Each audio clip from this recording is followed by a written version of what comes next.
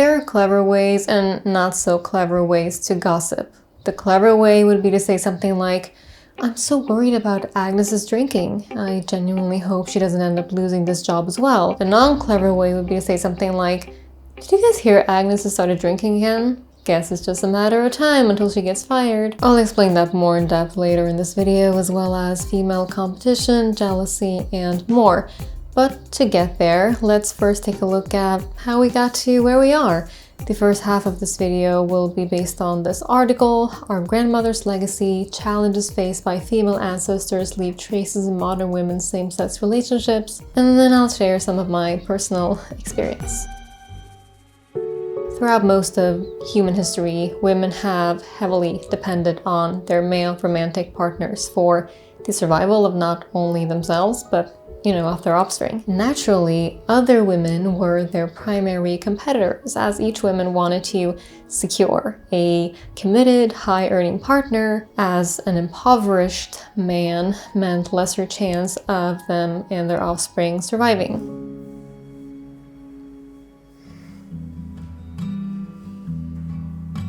Now, men experience competition too, but women feel especially competitive, jealous, and experience distress when it comes to looking attractive, since this is what men throughout history have valued the most in women. In other words, it wasn't just women that felt threatening, but attractive women in particular. So generally, women from a young age prefer not to be surrounded by friends who surpass them in physical appearance. And if we look at two female friends, the less physically attractive friend is more likely to have a heightened romantic rivalry within the friendship. And so attractive women show a heightened preference for gay male friends, in part because they perceive gay men as more likely to provide honest and helpful romantic advice than other women. Now I want to chime in here with a quick anecdote. So once upon a time, I was living with a bunch of models, like actual working models, all incredibly gorgeous.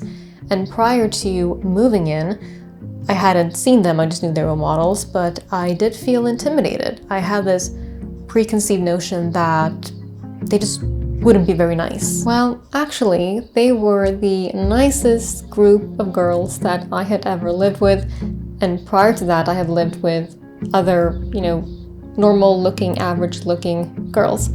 Anyway, I can tell the full story of that another time if you're interested. Now let's get back to this article. Now, as women, we might not only be threatened by other attractive women, but also by women who signal sexual openness. This is because, in short, across cultures, men are more likely to commit infidelity and to engage in casual sex. And so when other women, dress provocatively, for example, we might respond with more hostility and rude comments than we would if that same person was dressed more conservatively. We're also less willing to introduce a woman who exhibits cues of sexual openness to our boyfriends. Now, this holds true even when it's not in person. So women who are exposed to attractive fashion models who, assume flirtatious and sexual openness, they experience heightened jealousy about their relationship and feel compelled to derogate and ostracize those models. Now, this suggests that female psychology is well designed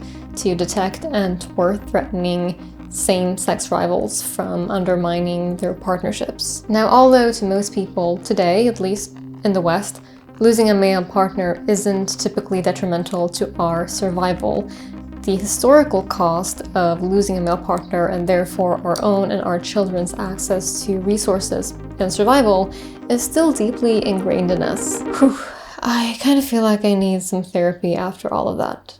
And we're only getting started. Oh, you too? Well, good thing that this video is in paid partnership with BetterHelp, the platform that connects you with a therapist who is trained to listen and give you helpful, unbiased advice. Over 4 million people have used BetterHelp to start living a healthier, happier life. And look, life can be complex. Relationships, friendships, it's not always easy navigating these things. Sometimes you want an outsider perspective, someone who doesn't know you personally, who can listen to you and give you the right tools. And getting access to therapy has never been easier. With BetterHelp, you can have your sessions via phone call, video chat, messaging, whatever and whenever is most comfortable for you. There's no hassle to get started. You can use the link in my description box or go to betterhelp.com/Lana, fill out a questionnaire to help assess your specific needs, and then in most cases, you'll be matched with a therapist within 48 hours or less. And if you are matched with a therapist and it just doesn't click with them, which is common, we've all been there, it happens, you can easily switch to a different therapist at no additional cost to find one that feels right for you. Now to try BetterHelp, click the link in my description box or visit betterhelp.com/Lana. Clicking that link helps support this channel. It also gets you 10% off your first month at BetterHelp so that you can connect with a therapist and see if it helps you.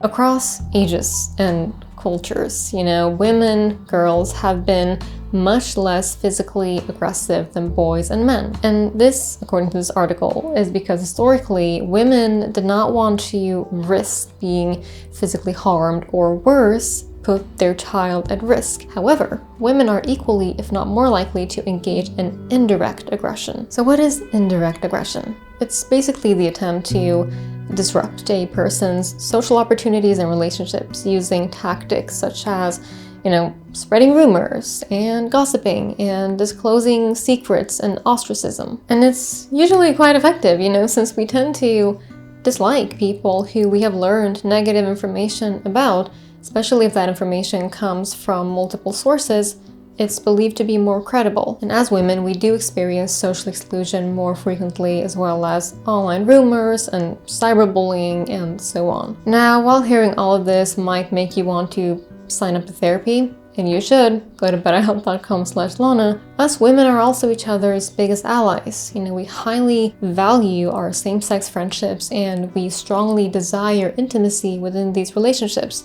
And women, more so than men, experience high levels of worry and distress about potential friendship abandonment or replacement. See, historically, having strong relationships with other women also meant survival, both for oneself and for one's offspring.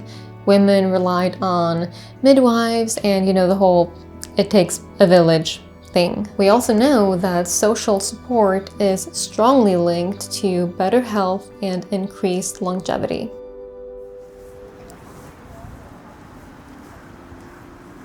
Another thing that I found to be particularly interesting when I read this article, perhaps because I hadn't really, thought about it before that, was the part that discusses how women, relative to men, were more strongly prefer equal distributions of resources and power over unequal distributions. So for instance, among children, girls are more uncomfortable than boys when selecting group leaders. In adolescence, girls are more distressed than boys by friends surpassing them in popularity or close friendships, and we assume successful or popular females to be entitled. Popular girls are often disliked, ridiculed, ostracized, and women more often fear that their female friends' admiration will turn into envy or resentment, and so they minimize their successes to avoid coming across as proud. Now we see this desire for even distribution across the board, and here are some examples. Both women and men preferred male over female leaders. Women expect female leadership candidates to perform worse at their job and less likely to be promoted. Female employees report more support from their male than female supervisors.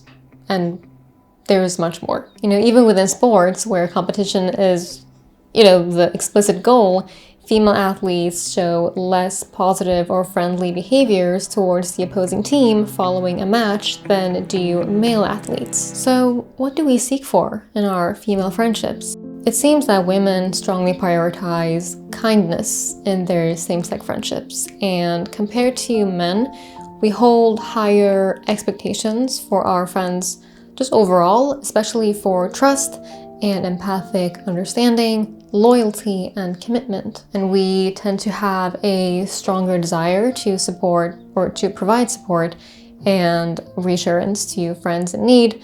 And girls and women who don't support their friends tend to have fewer friends. And this standard for kindness is especially high for popular girls because otherwise they might be perceived as threats. Compared to men, we are also more likely to question our friendships if they do not live up to certain standards or signs of devotion, such as friends who, cancel plans, fail to stand up for us, or disclose our secrets. So basically any cues of disloyalty. And now touching on jealousy, girls report stronger jealousy over their friends' relationships with others, along with heightened monitoring of their friendships. And a similar pattern is observed among adults, with women feeling immense jealousy over their, best friends forming a new and potentially more intimate relationship with a same-sex peer, in part because we fear that our friend is now going to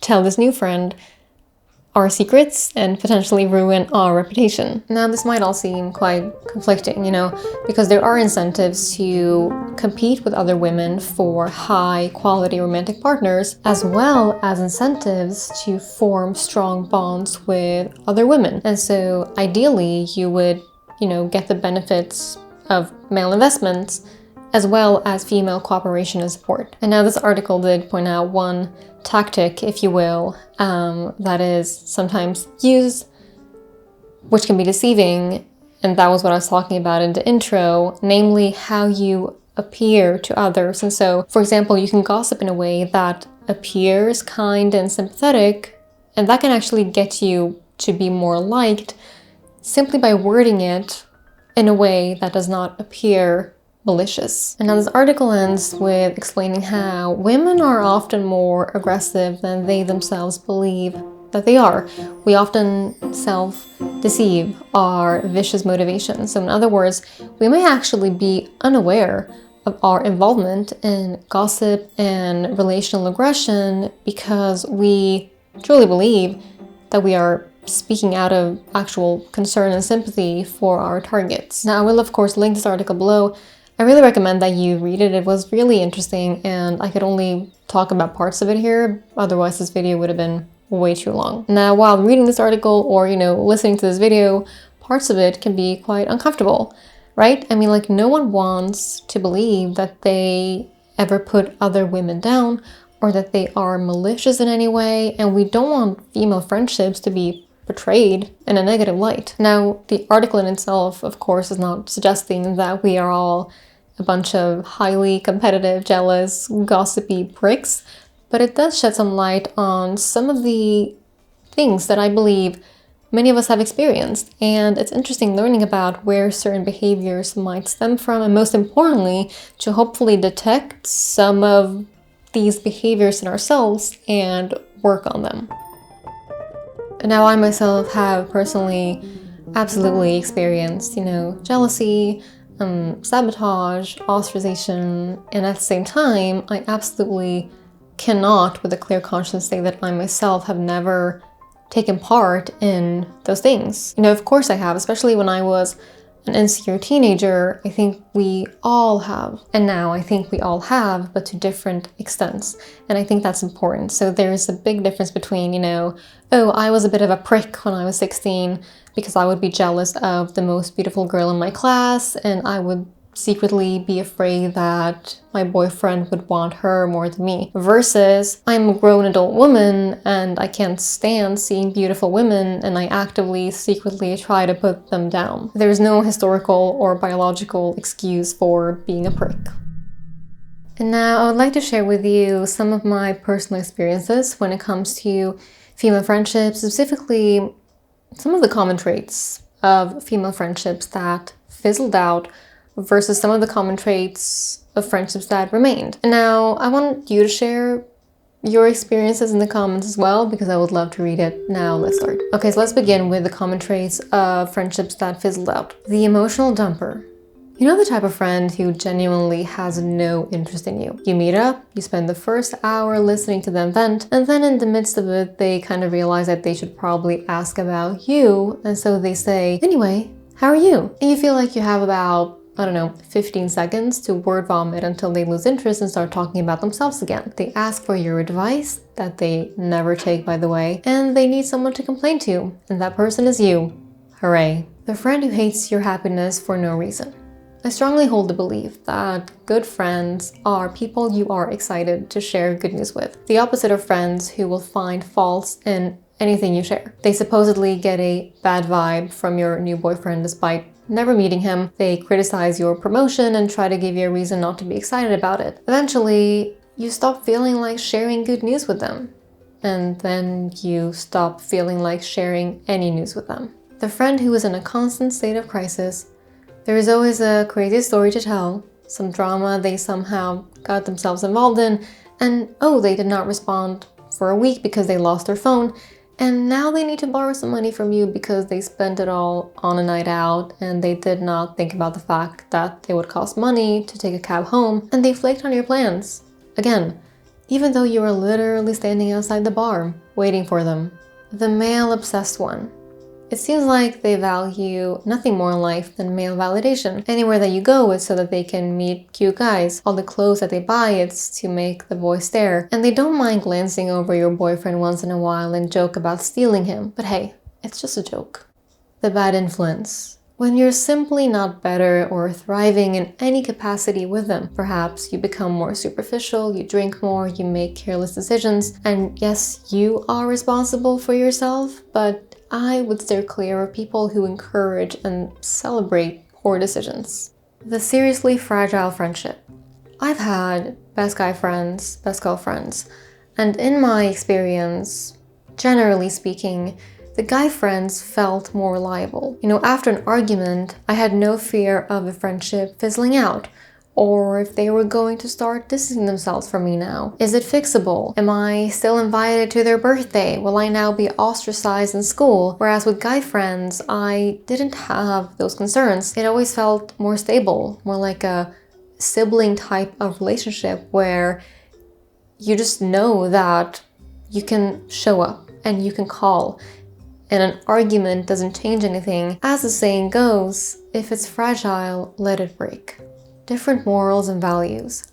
It's important for me to note that not all friendships fizzle out just because, something serious happened or because someone is a bad person. Sometimes you just no longer see eye to eye. Sometimes you come to learn that there are some differences between you two that are too important to ignore. So let's say, for example, that you really value working hard, discipline, self-improvement, personal growth, education, and they have no interest in any of those things, and they might be very interested in other things that you don't value. So this type of misalignment could be a call for a friendship breakup.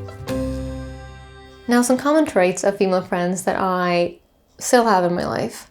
We genuinely like each other. I can genuinely sense that they are happy for me, and I'm equally happy for them. I want them to do well. I want them to be happy, and when they're not, when they're hurting, my heart aches, and I want to help them. And when they light up, I light up. There is a mutual, deep caring for one another. There is consistency. They're not going to disappear for a while and then come back, and I never have to wonder where we stand, if we're still friends, if they still like me, if they're sad or mad about something, or if they're not telling me, because I know that they would tell me and I would tell them. If there's ever a disagreement, we will air it out and we'll move on, and it's just easy like that. There's nothing to be gained from one another. There are no disingenuous incentives. I don't need them for anything. They don't have money or connections or followers or clout or anything like that that I could benefit from. I am with them and they're with me purely for who we are. It's, as Aristotle said, or called it, the perfect friendship. Now, when it comes to female friendships or other women in general, there's one piece of magic that I admire so much about us, and it's the unspoken language that we share. So here comes another anecdote. One time I was at a dinner type of thing with a few other people, and some were single and some were coupled up, and I was there with a guy that I had been seeing for a while. Let's call him Simon. So Simon particularly enjoyed making condescending jokes about me, preferably in front of others. And on this particular evening, as we were all gathered around the dinner table, and after one too many condescending jokes that no one but him found to be funny, I felt hurt, and so I became distant. Anyway, so everyone was chatting and eating and drinking, and Simon was clueless, or he just did not care, and so I sat there mostly quiet, and then I looked up, and I was met by the eyes from the girl sitting from across the table, and I did not know her very well. And we exchanged a look. It must have lasted a few seconds, but it was enough for her to let me know that she knew, and I knew that she knew. She wasn't clueless. A girl that I barely knew made me feel more seen and heard in that moment than that guy who supposedly loved and cared for me so deeply. I absolutely adore how us women seem to be able to communicate almost telepathically, how we can communicate with just a look, a tap on the arm, a one-worded text, how we move a bit closer when we see a woman walking by herself at night because we know that it might provide a sense of safety and comfort. How our eyes automatically search for another woman when we're on an empty subway at night, and the sense of relief when we find it. The familiarity in an unfamiliar female face. As women, we do that for one another, and we don't even have to ask for it. And it's so cool. And it's one of those things that makes me love being a woman in this world. Why am I crying? I just think it's really beautiful. Okay, love you. Bye.